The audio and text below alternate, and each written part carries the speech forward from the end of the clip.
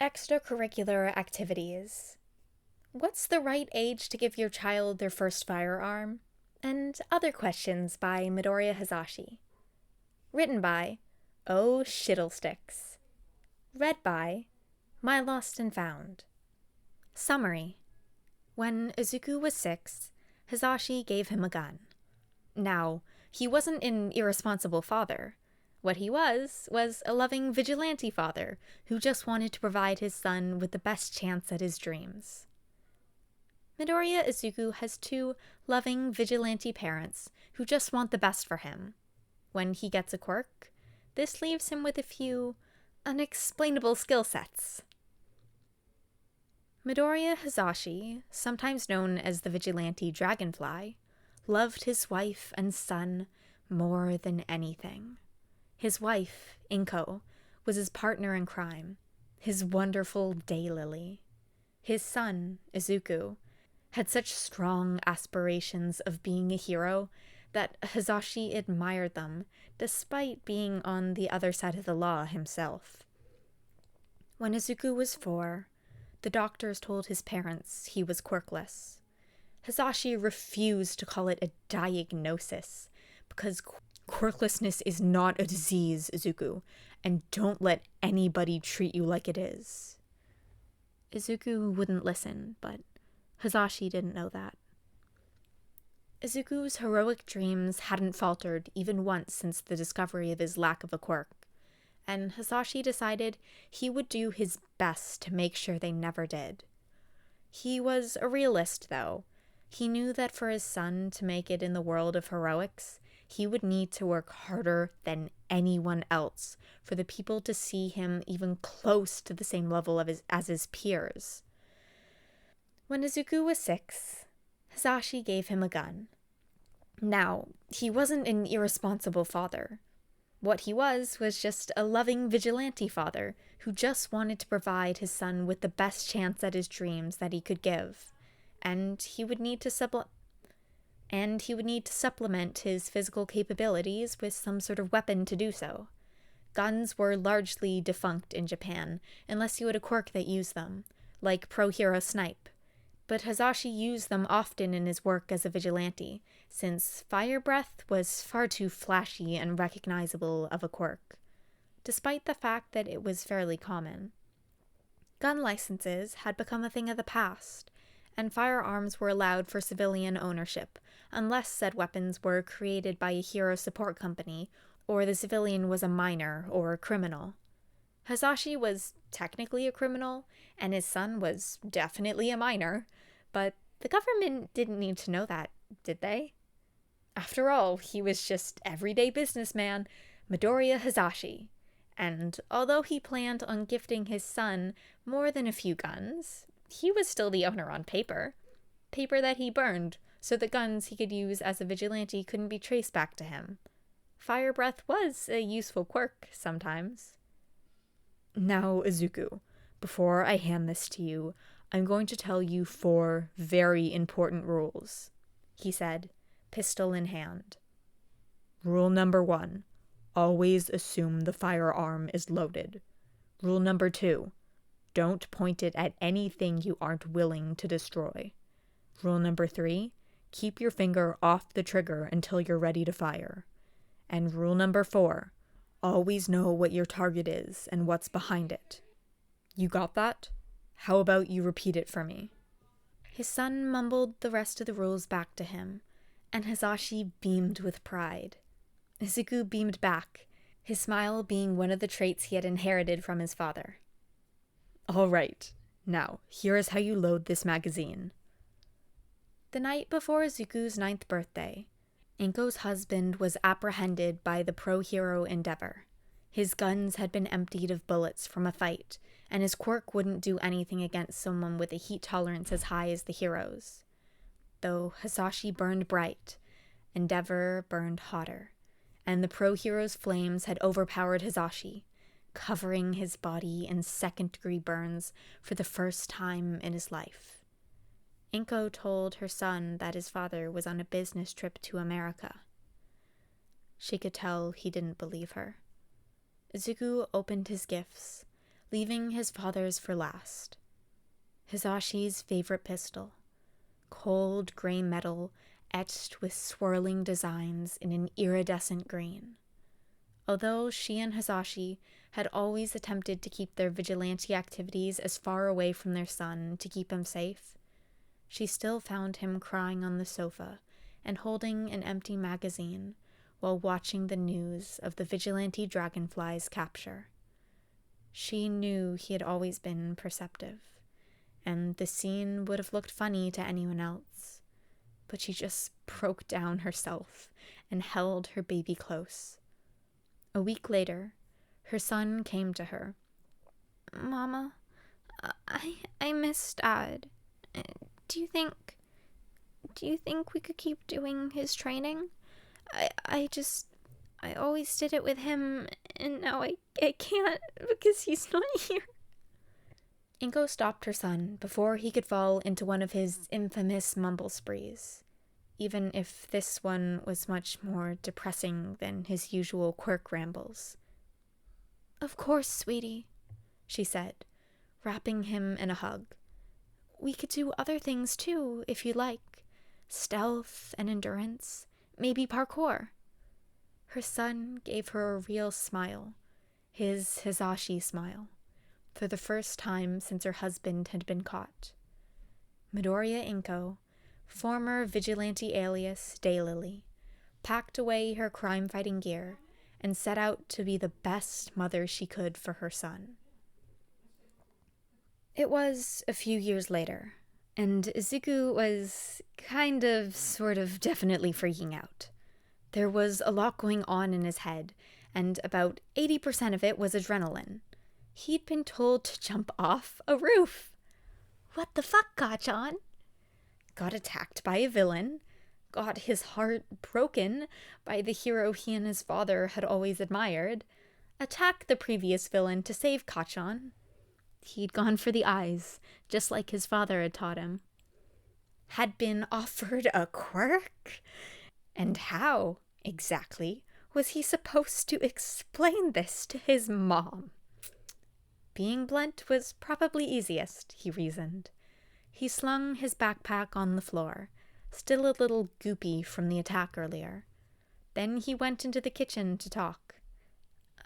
"Mom, hypothetically, if you whacked a villain and then someone told you that you'd inspired them and they wanted to offer you a very flashy quirk to become a hero, but you weren't allowed to tell anyone about it, what would you do? Completely hypothetically, just your everyday imaginary scenario."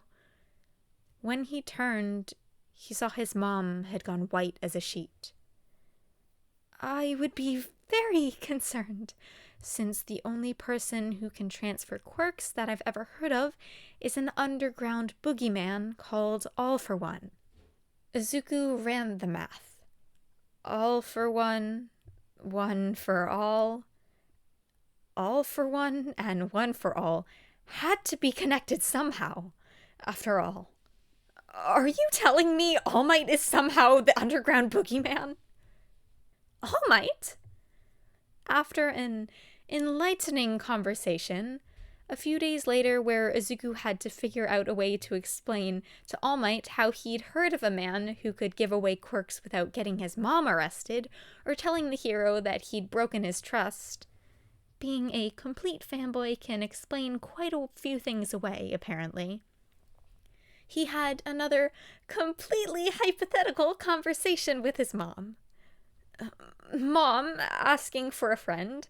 If All Might, who is not in fact the underground boogeyman All for One, and is in fact his nemesis and also the owner of All for One's dead brother's transferable stockpiling quirk, decided to offer someone who has been quirkless for their entire life, said quirk, and you are also the quirkless kid's mother, would you let your kid take it if it meant they would have a target on their backs and practically be forced to become a limelight hero and probably be the second symbol of peace? I'm glad you're including me in this very roundabout conversation, Izuku, but this is your choice. Your father and I helped you to gain skills you could use as a hero, and it's your decision how to use those.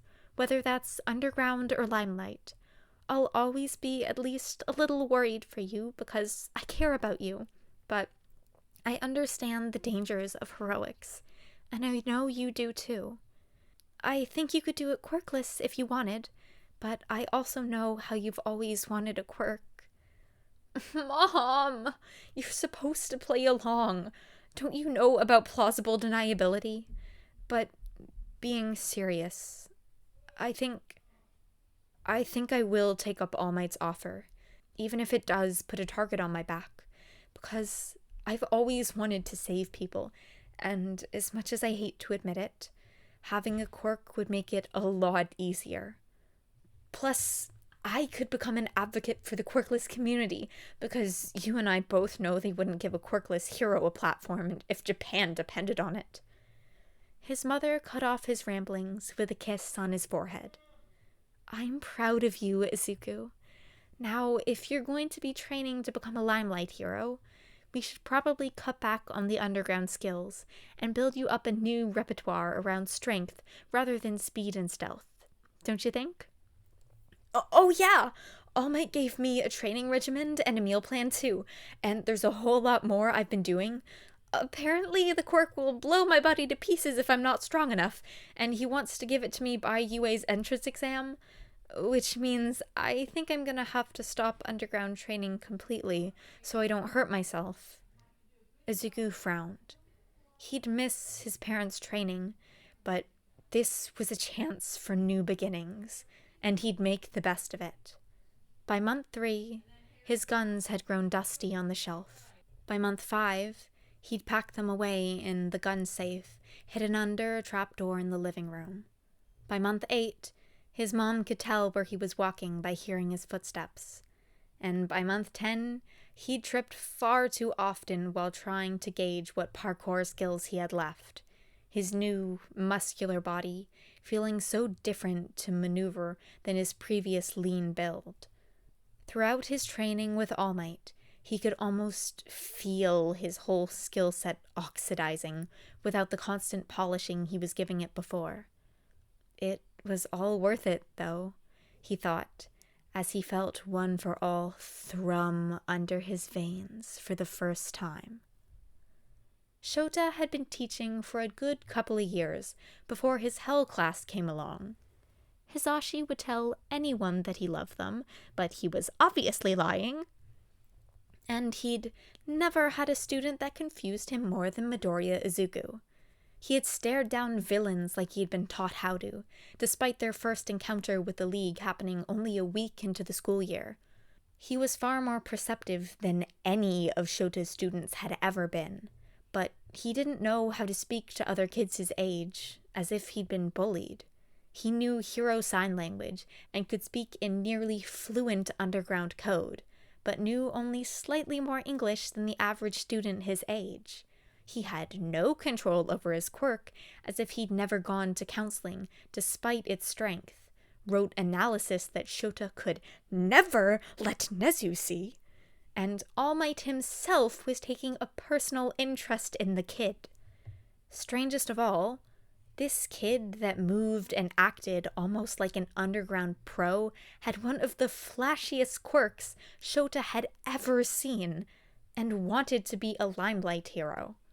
Shota had looked into the kid's files one day to see what he would find, which led only to more questions.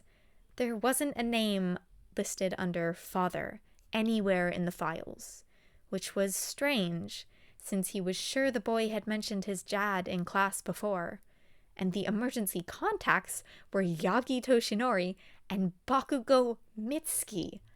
Why All Might's civilian identity and the mother of Midoriya's probable childhood bully were the emergency contacts, he did not know.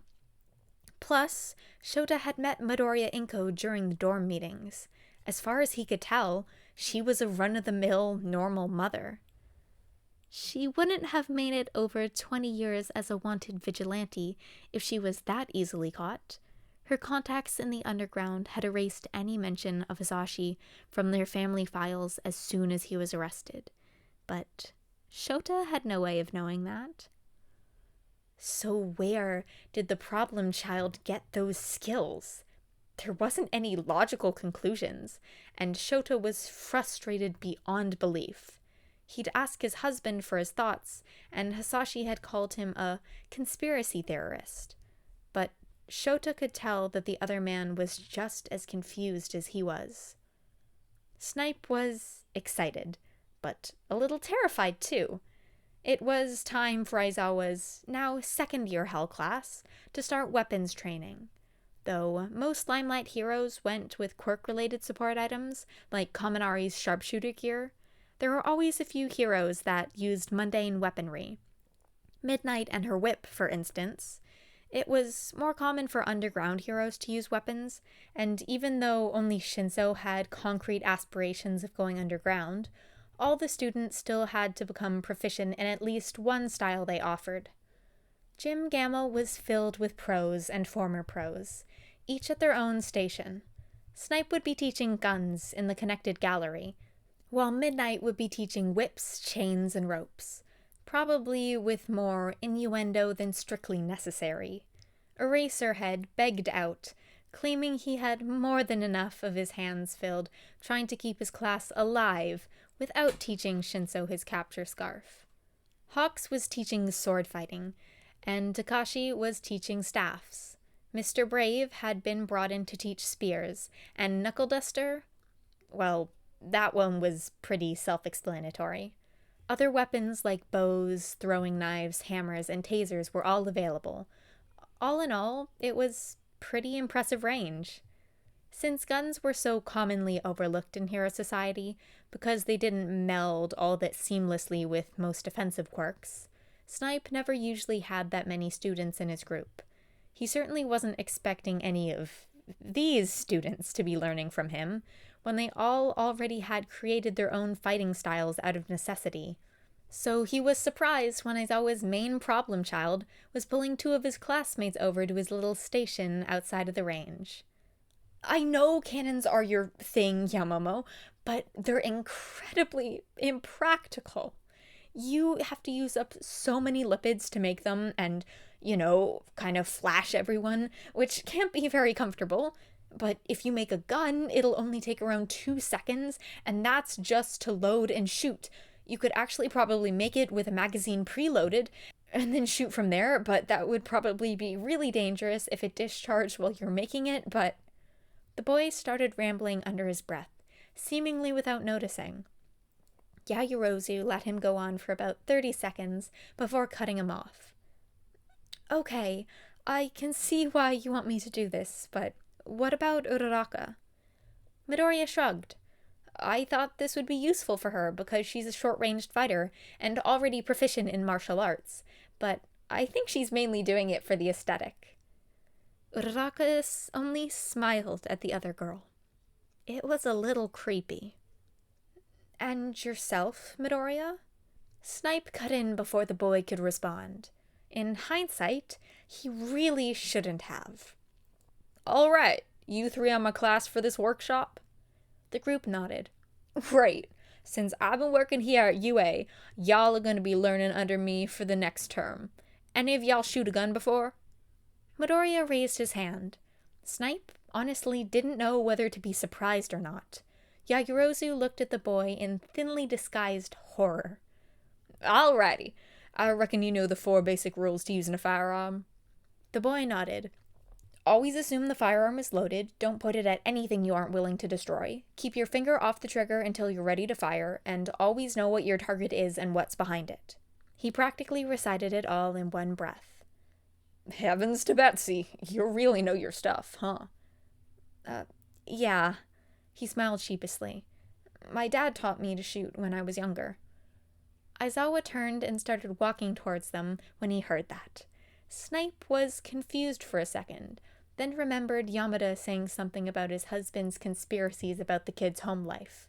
Snipe had thought he was joking, but if he was that turned on to any mention of the kid's parents? No, it wasn't any of his business.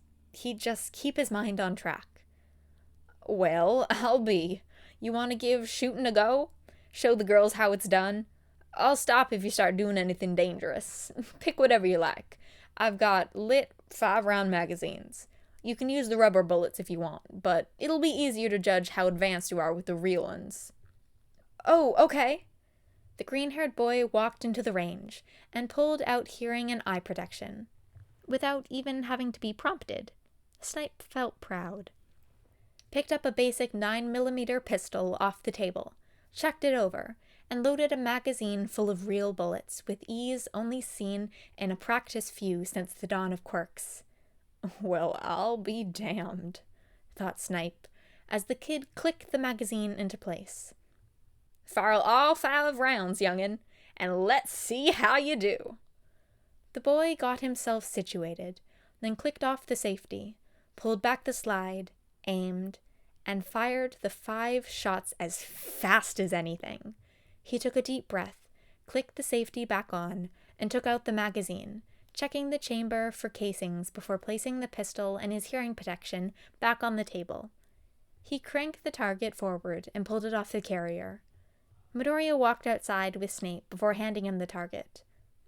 Sorry, I know I'm pretty rusty. Well, I'll be damned, thought Snipe, a little bit more hysterical than before. He'd had Midoriya in his class for over a year now, and knew the boy wasn't one to fake humility. That made the 8, 2 9s, 110, and a bullseye at 25 meters even more terrifying, awe-inspiring, concerning. Snipe was at a complete loss for words. Aizawa, however, was not. What the fuck, problem child? Omake. What the fuck, problem child?